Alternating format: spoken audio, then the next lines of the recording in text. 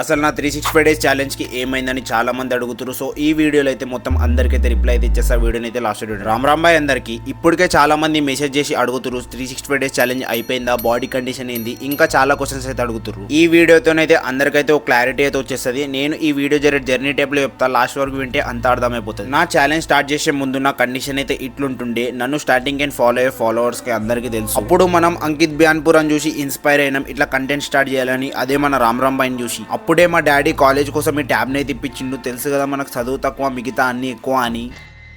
నా దారి రహదారి అడ్డు రాకండి.